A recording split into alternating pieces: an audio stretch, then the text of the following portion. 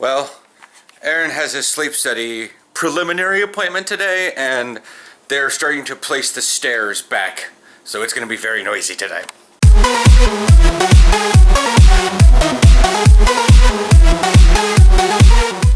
Morning, morning. The camera's got to get a little bit of... Boy, I got dizzy. We had to find parking. We're on like the 4th floor?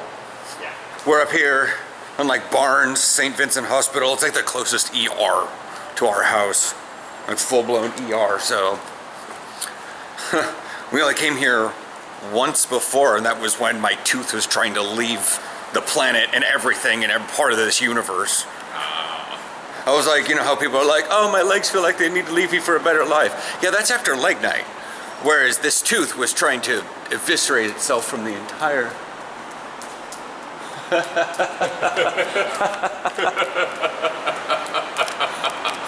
Like, I could hear the click, click. Yeah. I think the click, click is added so that humans can hear it and know it's working. Something like that. We'll say this much. Coming to like major medical centers and doctor's offices in the middle of the day, in the middle of the week, makes you feel real young. And real healthy. To an extent.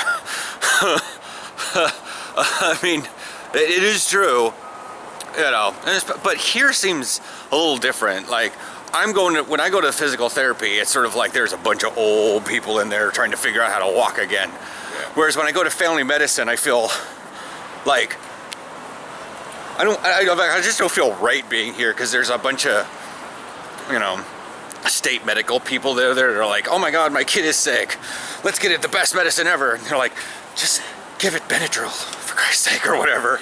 Yeah. Oh, Wi-Fi sign in, sweet. Yay, Providence for having free Wi-Fi. Ish. Oh, gotta head inside, figure out where we're going. So, we're in the thingy. There's a lot of asthma stuff around here. Yeah. And the people that were coming into the office thing seemed like they had breathing problems. Yeah, one person asked another, you have COPD too? Yeah, there's a respiratory inhalers at a glance right here. And I'm like, well, there's my rescue inhaler, and there's my inhaled corticosteroid. And there's understanding the asthma. Yeah. And chronic obstructive pulmonary disease, which is what COPD is. Not, as we said at Clark, chronic old people day. Well, I changed it to chronic old people disease. It seems like every old person has it these days. Yeah. In fact, I think Mom might be suffering from that a little bit, as well as whatever's happening that the doctor said about her lungs. But what happens during an asthma attack is exactly what happens with mine. I have such interesting scar tissue at the very beginning of my lungs because of smoking for so long, and smoking, as I explained to Bill, terrible, terrible cigarettes. He goes, oh, what brand? I was like, going to the courthouse and fishing long cigarettes that were half smoked out of the ashtrays, going home, tearing open the cigarettes, and rolling them in notebook paper that I took. He's like, oh, and I'm like, it also was the math homework I didn't think I'd ever need. So not only was it notebook paper, there was ink on it too. He's like, when? I'm like, I was like 21, 22. I was stupid. Yeah, anytime someone says, oh, I did this stupid thing with however much detail, and then, well, when? When I was 21. Oh, okay. Makes sense. Yeah. But because of just the sheer amount of, like, wrecking of I want to say the shallow part of my lungs, when I breathe during football and heavy exercise, I go, and there's just enough scar tissue, I don't pull in enough, so I have to stop and pull air all the way too. Gotcha. And because I'm breathing so fast, I get a little bit of, you know, swelling of the, Oh. I get tightness of the bronchial tubes, so that's how mine activates. And Schneider went over that one in detail. He says you just need to take some really deep breaths. And I'm like, but during exercise, he goes, well, if you're doing cardio at the thing, and that's why I'm able to be better at the cardio at the gym, is because I'm able to, and while I'm exercising. Yeah. But during exercise, I'm shaking and I'm jumping and I'm moving and I just didn't learn to breathe correctly, and anyways. When So you're doing your push-ups, you still don't. that's because I'm trying not to deplete my core while I'm doing it. But grass tastes good. We'll give you guys a synopsis of how this appointment goes. So far, he's looking pretty healthy. Yeah. All right, it's 10:35. We're out. Did that go? So we had about an hour appointment. Yeah. Which I'm surprised that it lasted as long as it was supposed to. Oh, I'm used to Schneider appointments where you're like, bam, bam, bam, bam, bam, bam, bam, bam, bam, bam, bye. And I'm like, here's 10 minutes. But you're also really hyper fast. And you and So is he. Yeah. Yeah. You would probably get along with my therapist really well. I get along with a lot of therapists. Reminds me of the line from Field of Dreams. You're seeing a whole team of psychiatrists, aren't you? How'd your appointment go?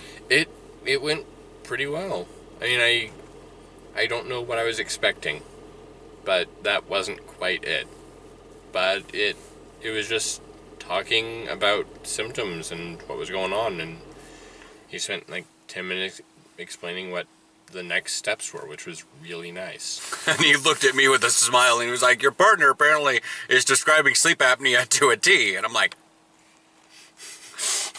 Yeah. that, and I had to understand what the whole thing was because Chris had it and Dad has it, and CPAP machine. I'm like, I'm just gonna let him explain this one, even though we completely know what these things do. Yeah. Because the moment Dad got one, you were like, what's this do? Oh, it does this. Oh, that makes so much sense. I wasn't, because I wasn't there. Oh, I swore I explained a CPAP machine to you in the past. So, the moment your dad got one, I was not like, what's this do? Okay. Your dad had a CPAP machine before I met you.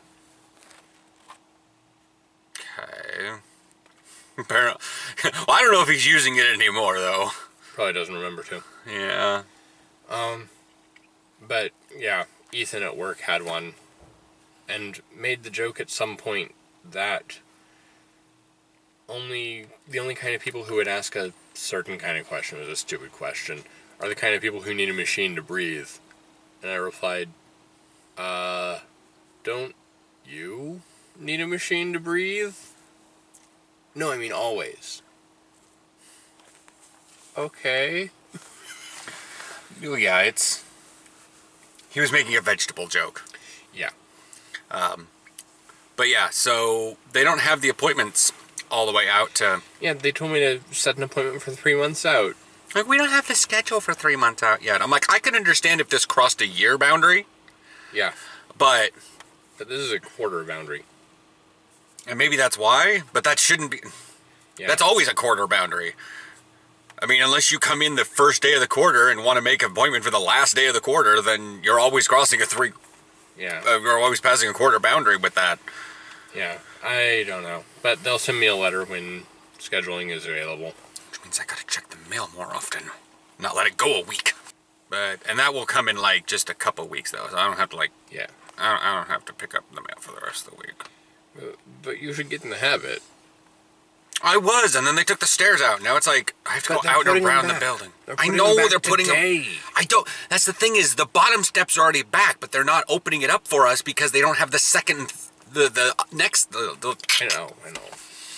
So yeah. So yeah, 10:40, we go home. I don't have to work. Probably play WoW, do my stretches. I gotta do Star Trek stuff. Bye.